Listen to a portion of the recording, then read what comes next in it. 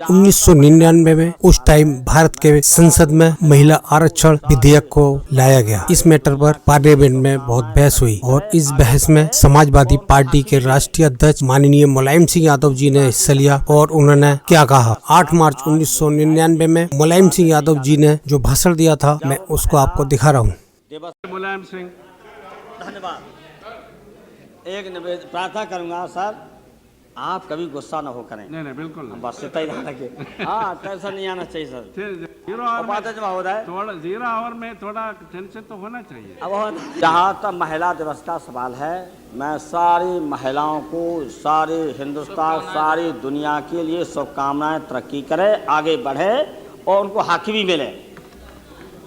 दूसरी बात ये, जहाँ तक कि महिला आरक्षण का सवाल, आज मेरी राय थी कि इस विवाद में नहीं जाना चाहिए।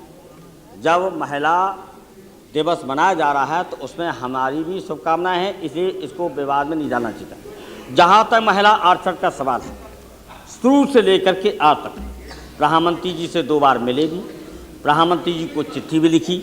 हमारी स्पष्ट राय है कि वर्तमान स्वरूप विधेयक का है, उसी तरह का पास करने से आज हमारे देश के अंदर जो अल्पसंख्यक हैं, वो विशेषकर मुसलमान हैं, दलित हैं, पिछड़े हैं, उनमें और गैर बराबरी होगी और उनकी और शोषण और अपमानजनक जीवन होगा। इसलिए हमारी शुरू से ही राय थी कि नंबर 1 कि वर्तमान बिल तब तक नहीं आना चाहिए जब तक कि अल्पसंख्यक, पिछड़े, दलित और मुसलमान विशेषकर इनकी संख्या के अनुसार उनकी महिलाओं को आरक्षण मिले। दूसरी बात हमारा कहना है कि जहां से लोकतंत्र आया है, हम महिलाओं के आगे बढ़ाने के विशेष अवसर की नीति इस सदन के अंदर कहना चाहते हैं, पहली पहल है समाजवादी पार्टी की। आज से नहीं, 1954 से लगातार। लेकिन जहां तक सवाल है महिला आरक्षण का, जहां से लोकतंत्र का हमने अनुकरण किया है अमेरिका और इंग्लैंड, अभी तक 9% से ज़्यादा महिलाएं लोकसभा में नहीं आ सकी। जो निरक्षर नहीं आ सकी अभी तक उनके पार्लियामेंट में, अभी उनके पार्लियामेंट नहीं आ सकी। और यहाँ पर हमारी जो निरक्षर महिलाएं हैं, जो और ज़्यादा पिछड़ी हैं और ज़्यादा गरीब हैं, इस दबी हैं, कुचली हैं, वो इस सदन में वर्तमान विधेयक के चलते नहीं आ सकती हैं। एक दूसरी हमारी राय थी कि ये 33% स्पष्ट, कोई डरता हो, मैं 33% के पक्ष में नहीं हूँ।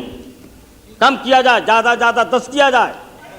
और दूसरी तरफ जहाँ तक गुजरात साहब अभी खड़े हुए थे, माननीय प्रधानमंत्री थे गुजरात साहब, तब भी हमने डट के विरोध किया था। आप जानते हैं, आप अपनी राय पर हैं स्टैंड, हमें कोई सहता नहीं, लेकिन हम भी स्टैंड हैं कि हमारे प्रधानमंत्री गुजरात साहब होते हुए भी संयुक्त मोर्चा की सरकार में और माननीय देवे गौड़ा प्रधानमंत्री होते हुए भी हमने इसी हाउस के अंदर अपने साथियों को खड़ा करके जो नहीं करना चाहिए थे वो उस वक्त भी करने की हमने कोशिश करवाई थी। और आज भी हम कहना चाहते हैं, इसलिए हम चाहते हैं कि इस विधेयक को किसी तरह से नहीं आना चाहिए जब तक कि हमारे सुझाव हैं कि मुसलमान, पिछड़े और दलित और अल्पसंख्यक, चाहे ईसाई भी हों, इनका जब तक आरक्षण विधेयक में नहीं आएगा। लेकिन जो कहा जाता है, अभी तक अध्ययन किया गया है कि बाद में संशोधन किया जाएगा, वो संशोधन नहीं हो सकता है। क्यों? वो धोखा है, पिछड़ा और चतुराई है। पिछड़े और अल्पसंख्यकों के बारे में संविधान के अंतर्गत कोई प्रावधान नहीं है।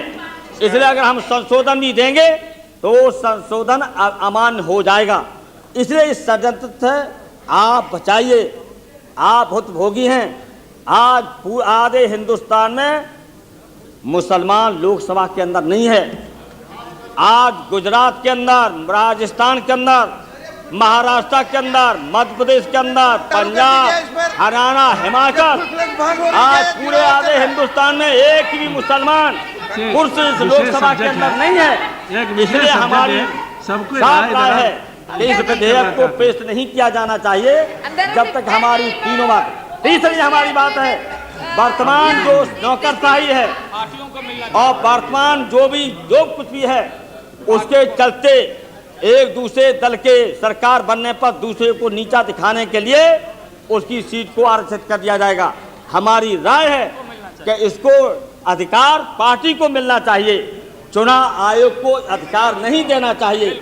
ये पार्टी को अधिकार मिलना चाहिए कि कितना आरक्षण है और कहां महिलाओं को देना चाहिए। अगर कोई पालन नहीं करता है तो उस पार्टी की मान्यता खत्म की जा सकती है, ऐसा प्रावधान कर दीजिए। लेकिन ये इलेक्शन कमीशन को इस आरक्षण का अधिकार नहीं मिलना चाहिए, दलों को मिलना चाहिए, ये हमारी राय है। और जब तक ये नहीं बिल में विधेयक संशोधित होता है तब तक हम इसको हर स्तर से और हर तरह से विरोध करेंगे। आप चाहते हैं नई जानकारी की वीडियो तो आप हमारे चैनल फरजंद अली बॉयज को जरूर सब्सक्राइब कीजिएगा।